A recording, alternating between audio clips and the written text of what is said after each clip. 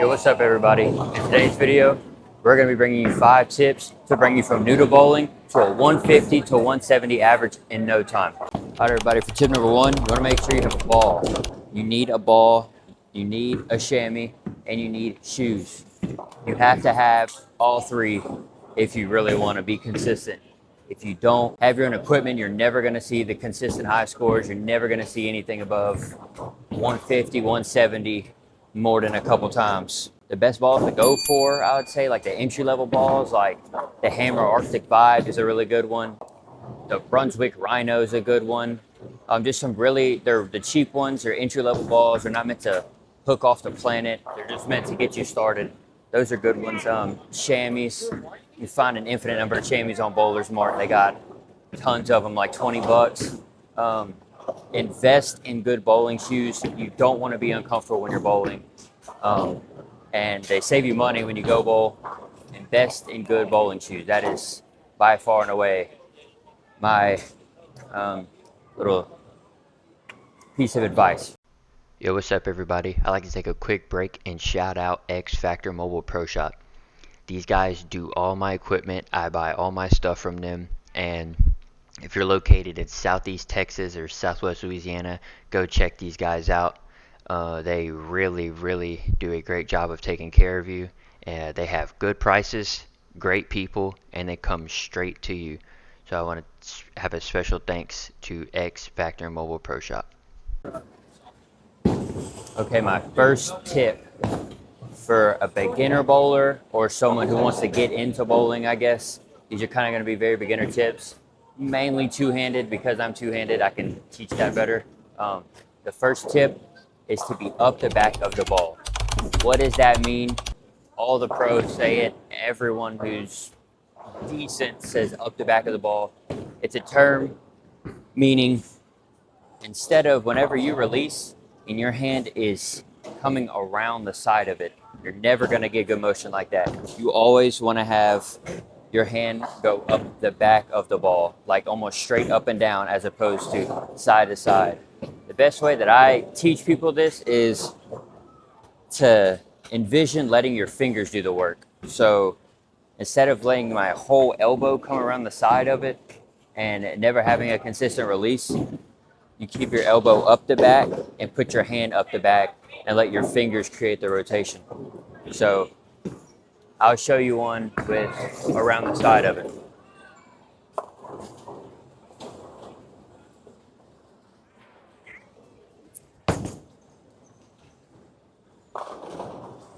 Yes, I struck, but as you can see, it just doesn't want to pick up like it normally would. That's a pretty responsive ball. That ball should be picking up way earlier than that.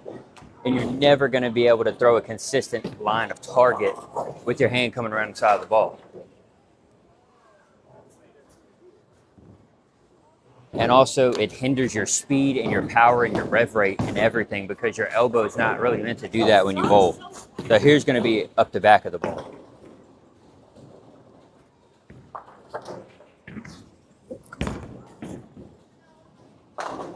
And I don't know about you guys, but that's pretty night and day. That's a pretty night and day different reaction.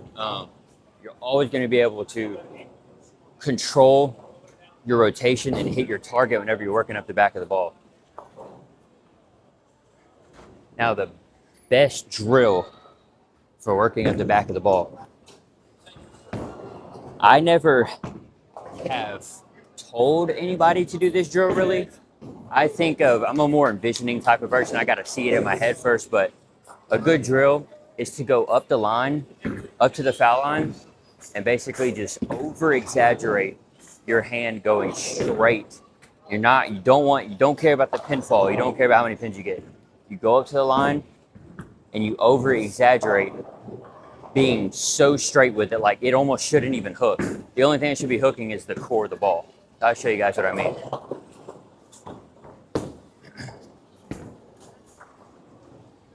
You get in your finish approach or your last step approach and really just sit there, rock back and forth straight multiple times, and then come up the back of the ball. And the ball should either, mean, obviously, depending on where you throw it, I was a little to the left because there's a family next to me, but I would start on all the way on my arm side of the lane and release it straight up the back of it, and the ball shouldn't go off the lane. Now, obviously, like I said, the ball went off the lane because I'm trying to be courteous to the family, but that's what that should look like. Okay, my third tip is all about footwork. So your feet, whenever you're bowling, especially two-handed bowling, are about 75 to 80-ish% of your power and your consistency and your balance and everything is all in your feet. So it's important to build a good tempo or a good approach whenever you're bowling, especially two-handers. So I know you've seen a couple shots of mine, but just to throw another shot out there, show you guys my footwork. I'm more of a 2 slow steps and then a shuffle. So I'll take 1, 2 small steps and then shuffle to build my momentum into my swing because I'm not the strongest guy in the world. It's important to try to keep your body kind of closed when you do this, but 1, 2, shuffle.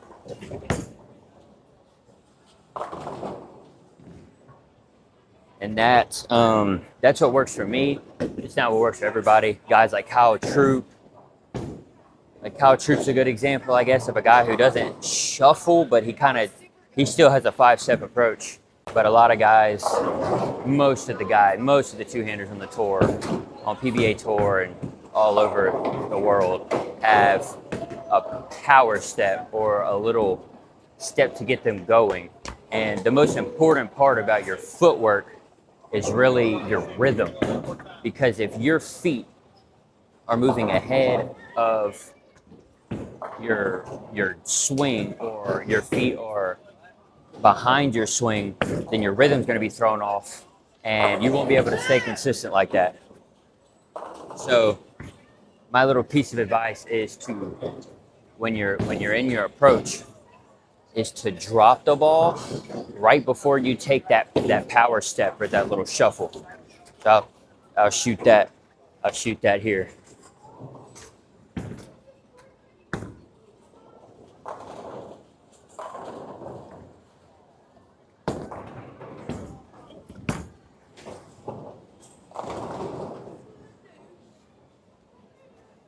And as you can see, I dropped the ball right before I took my power step, and I never let anything get off balance. And that's going to help you stay really, really consistent. Even if you miss your mark, it won't be by like 15 boards like you were before, because I know plenty of people who are struggling with hitting marks, especially the two-handers, because it's a whole lot more variables when you add another hand onto the ball. So your footwork really needs to be second nature. It needs to be like something that you don't have to think about. So something that I practice religiously is footwork. Footwork and you're up the back of the ball. That's 2 big things. And speaking of being more consistent, now we're going to talk about tip number 4, which is hitting your target, knowing moves and board moves and what you need to do depending on where you miss. So, for example, I'm going to throw a shot that I know is going to miss on the right side of the head pin.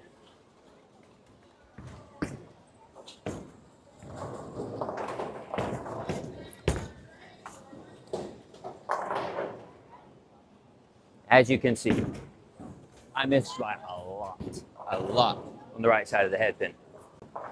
And what we can do to fix that miss on the right side of the head pin is fellow YouTuber Darren Kane. Love Darren Kane, go check him out. I learned from him that you move where you miss. So I heard that a couple years ago, and that's what I tell all of any amateur bowlers around my area. If they struggle with missing, you move where you miss. So I missed to the right by a lot. So what I'm going to do is I'm going to move left a lot and throw it kind of around the same spot.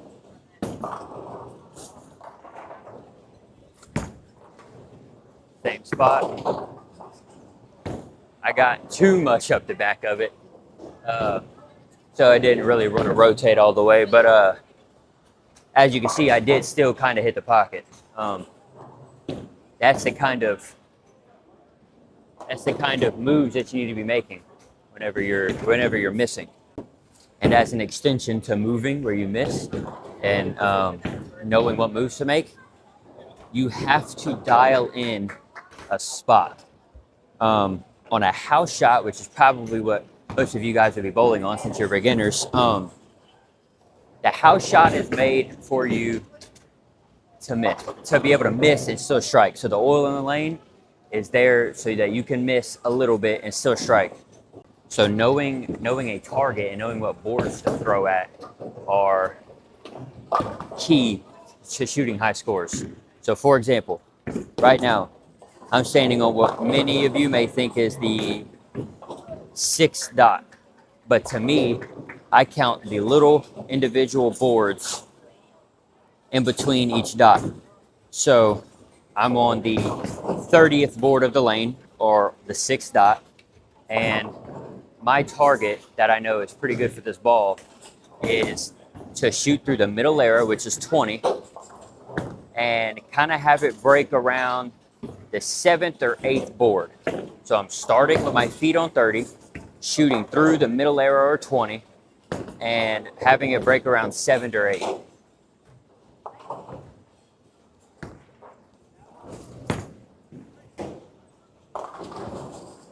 As you can see, I got it through the middle arrow, right over the middle arrow, but missed my breakpoint down lane. So what I would do to fix that is probably just move my feet a hair more to the right, because I missed to the right. So you move where you miss, and move a little bit to the right, throw the same exact shot, and it should strike or come close to it. At least hit the pocket. So I'm going to move about 3 individual boards to the right, and hopefully that will fix that miss that I just had.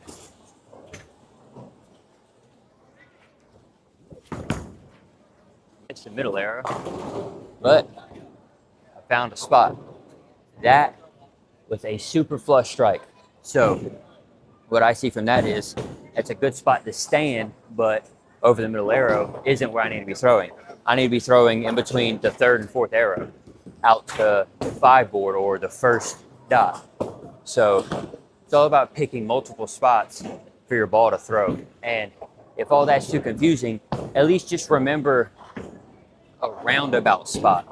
So if you don't want to focus on 3 different spots to be, focus on 2 things: where you stand and the middle, the arrow that you throw over. So I would, example, say that I'm throwing on the 33 board, throwing over the middle arrow, or in between the 3rd and 4th arrow. And my 5th and final tip for the video is going to be hand placement and ball placement in your approach. So hand placement. This is a big thing that goes along with the up the back of the ball. So obviously, if I go up the back of the ball with my hand being evenly flush with the ball, all that's going to do is kind of just roll the ball straight up and down. The core will take over and it'll hook a little bit, but not anything, not the full potential of the bowling ball. Now, if I stick my hand in and turn it a little bit counterclockwise, or no, I guess I should say clockwise. So if I put my hand in the ball and turn my hand clockwise, just a touch, that way my hand is sitting at an angle, then whenever I go up the back of the ball, my fingers, as you can see, are naturally giving the ball a turn. So my elbow can stay with a consistent release, but my fingers are doing all of the work. So that's what I would do: turn a couple degrees clockwise, and my